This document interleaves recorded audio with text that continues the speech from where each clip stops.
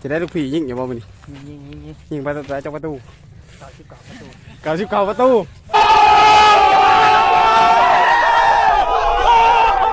เอาสบายดีเนาะมื้อนี้ก็เป็นการถ่ายทอดสดเนาะการเตะบอลเนาะซิงแชมป์พรีเมียร์ลีกเนาะระหว่างแอสตันวิลล่าพบกับอีหยังยูเวนตุสเนาะเอาไปเบิ่งกันเลยเอาแบบ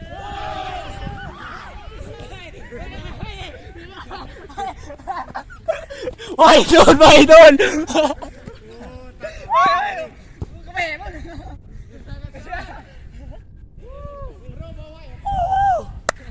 ไว้ตูนไว้ตูน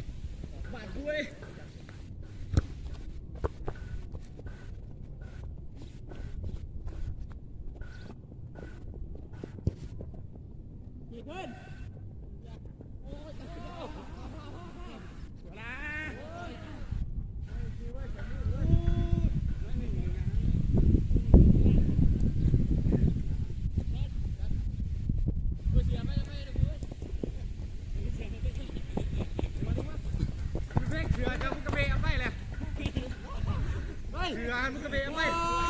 เชื่อไม่ต้องหล่นลูกจ้าเบะเอาแม่เบะจะมัดขึ้นนะถ้าเสียไปโอ้มันตะขวบมือต้องกระไรเรียกว่าเรียกไปเอาไปละยาไปบัวมันได้เกิด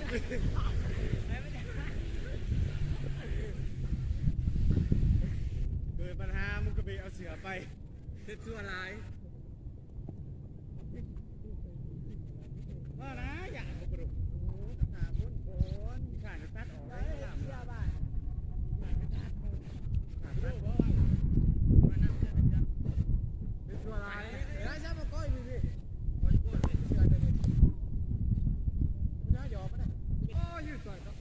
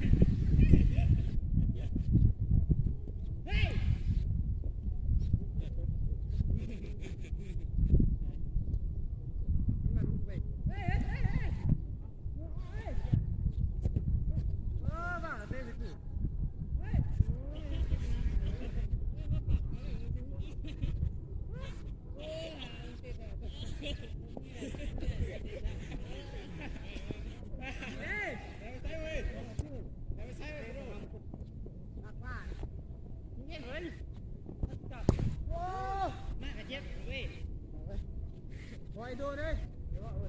เพื่อว่าจำเฮาเลยกล่องให้เด้อ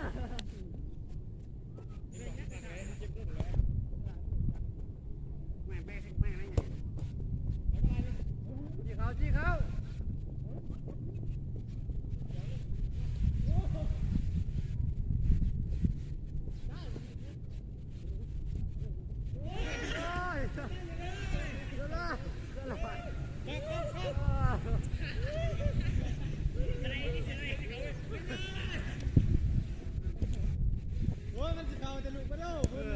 ได้เลยไม่ต้องไปยิงเขา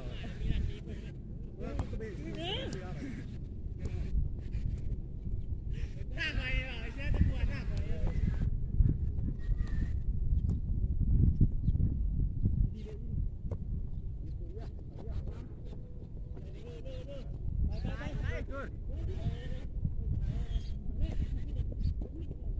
จัดว้า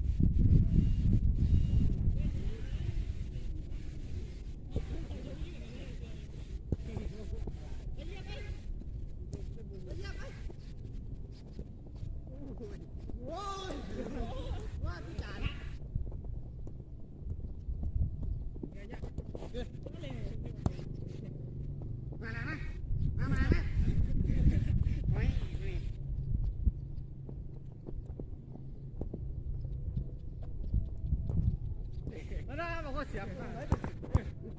โอ้ยชุดจะไหนฮะ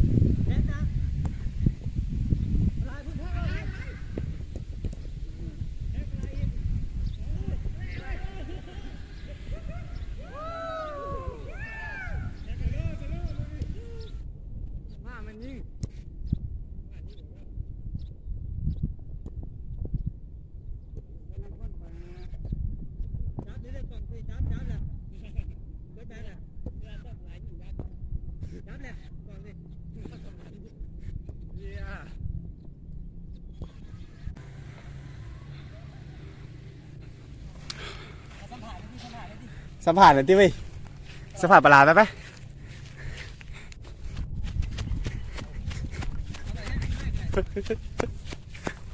เป็นจะได้เตะบ้านเมื่อยอยู่ปะหัวหน้ายิงจากลูกมันนี่ดาชันโว้เลยแล้วก็ลง YouTube นี่ได้ประหลาดโอ้โหนี่เอามาสัมผัสซอกูเนาะนี่เลยตัวนี่นะโอ้มันบิลลี่อ๋อ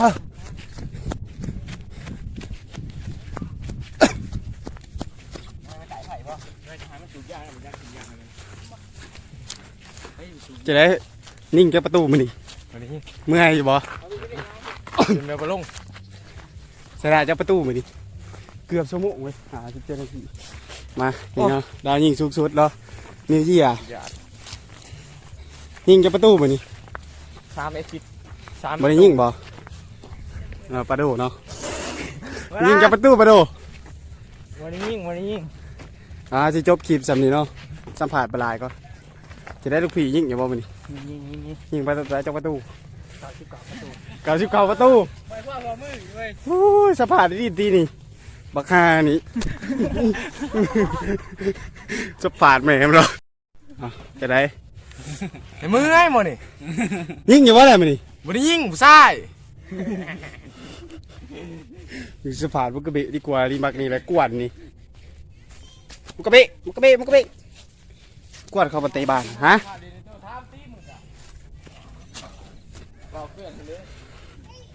มา จะได้เงื่อยอยู่บ่มื้อนี้ กับมืออายุคือนางกินเขาดอกเตะบาน ได้ยิงอยู่บ่เลย บ่ได้ ประ ยิ ตู งบ่ได้ยิงประตูนึกแต่เกือบเขาจะบุดซ้ เป็นจะได้เกมไพ่เนื้อกว่ากัน ำตั้งหนึ่งอันเกม